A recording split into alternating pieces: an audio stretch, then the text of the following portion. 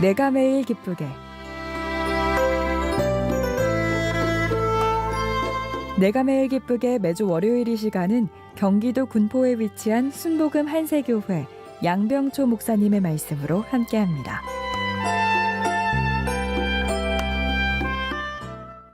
하나님의 형상과 주권이 회복되는 길.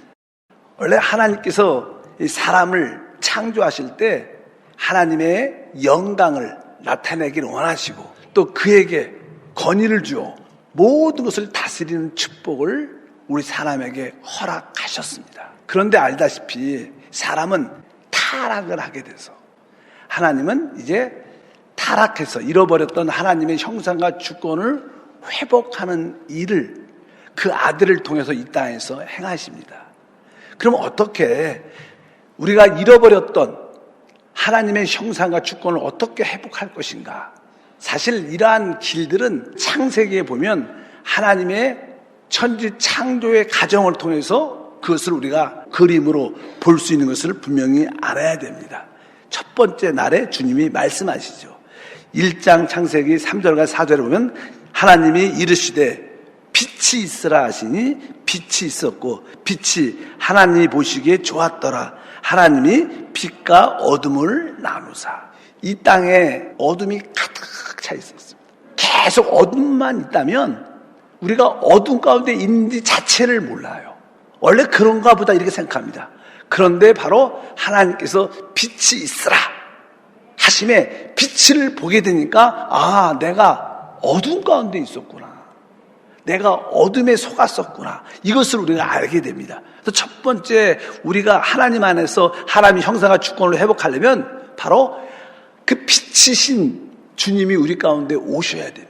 요한복음 1장 9절과 10절에 참빛 곧 세상에 와서 각 사람에게 비추는 빛이 있었더니 그가 세상에 계셨으니 세상은 그로 말미암아 지은 바 되었으되 세상은 그를 알지 못하였고 이렇게 말씀합니다. 참빛이 왔다는 거예요. 바로 그 참빛이 바로 우리 주 예수 그리스도십니다. 우리가 주 예수 그리스도를 믿고 영접할 때만이 우리에게 빛이 오게 돼 있어요. 빛이 올 때 우리는 어둠을 보게 되고 어둠에서 벗어날 수 있는 그러한 능력과 은혜도 함께할 줄 믿습니다. 두 번째는 이제 둘째 날은 궁창을 만들면서 하늘에 있는 물과 땅에 있는 물을 이렇게 나누게 됩니다. 우리 6절과 7절 읽어보니까 하나님이 이르시되 물 가운데서 궁창이 있어 물과 물로 나누라 하시고 하나님이 궁창을 만드사 궁창 아래의 물과 궁창 위의 물로 나누게 하시니 그대로 되니라. 이것은 다른 것이 아니라 이제 하늘의 것과 땅의 것을 구별시키는 겁니다. 하늘의 것과 땅의 것을 구별한다. 이게 무슨 뜻일까? 하늘의 것은 무엇을 의미하는가? 사실 우리가 사는 이 우주는요, 보이는 물질 세계도 있지만 보이지 않는 영적인 세계도 있어요.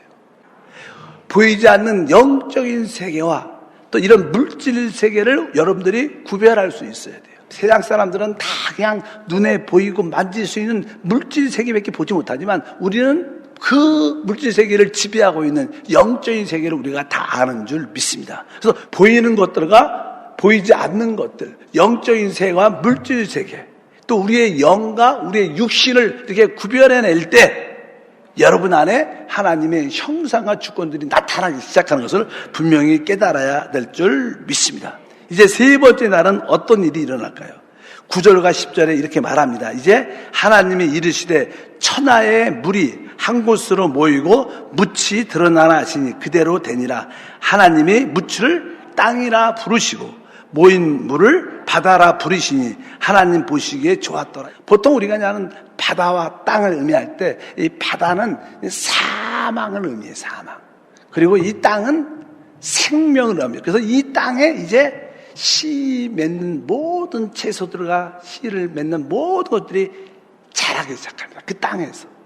그 땅에서는 뭐예요? 생명의 역사가 있다고 말씀합니다. 하나님이 가라사대 땅은 풀과 심에 있는 채소와 각기 종류대로 씨 가진 열매를 맺는 가목을 내라. 이 땅에 생명의 역사가 나타나는 거예요. 여러분들이 또 하나의 구분이 돼야 돼. 그 구분이 무엇이냐? 바로 사망과 생명을 구분할 수 있어야 돼요.